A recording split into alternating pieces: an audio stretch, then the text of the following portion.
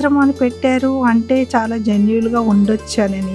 నేను సికింద్రాబాద్లో ఉంటాను. సికింద్రాబాద్ నుంచి ఆ పేరుని బట్టి నేను ఇంత దూరం వచ్చాను. వస్తే చూడగానే నాకు ఆశ్రమం ఒక పాజిటివ్ ఎనర్జీ వచ్చినట్టుగా అనిపించింది. చాలా మంచిగా అనిపించింది. ప్రతి ఫ్లోరు నేను చూశాను. అందులో మానసిక వికలాంగుల్ని తీసుకొచ్చి చూడడం అనేది చాలా గొప్ప విషయం. అక్కడ హాస్పిటల్ ఉంది, డాక్టర్స్ ఉన్నారు, చాలా నీట్గా మెయింటైన్ చేస్తున్నారు. ఫుడ్ కూడా చాలా బాగుంది.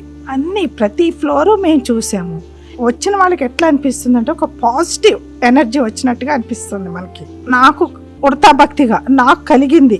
ఏదో ఈ వీళ్ళకి కట్టి అన్నదానం కోసం అని వెళ్ళాలని వచ్చాను, కట్టాను. నాకు చాలా నచ్చింది. అందరూ కూడా ఒకసారి దర్శిస్తే మంచిదని నా ఒపీనియన్.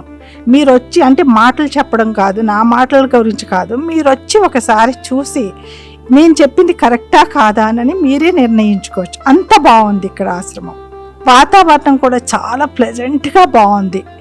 చాలా నిర్మలంగా ఉంది ఇక్కడ వాతావరణం. స్టాఫ్ కూడా అందరూ రిసీవ్ చేసుకోవడం ఏంటి, చక్కగా తీసుకెళ్ళి అన్నీ చూపించడం ఏంటి, ఎక్స్ప్లెయిన్ చేయడం ఏంటి ఈ ఆశ్రమం గురించి ప్రతిదీని. స్టాఫ్ కూడా చాలా టూ గుడ్ ఉన్నారు.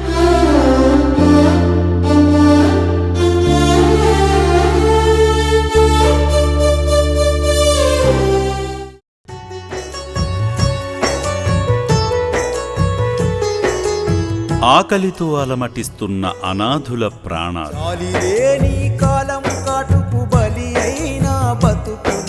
ఉండేందుకు చోటు ఉండదు, ఒంటిపై సరైన బట్ట ఉండదు.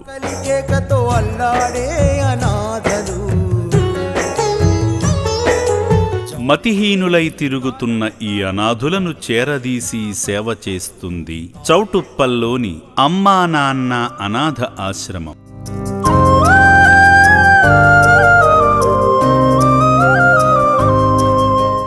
ఇక్కడ జీవిస్తున్న 600 మందికి దాతల ప్రోత్సాహంతో నిత్యాన్నదానం జరుగుతుంది. మానసిక సేవా సుందరం మానవత్వమా,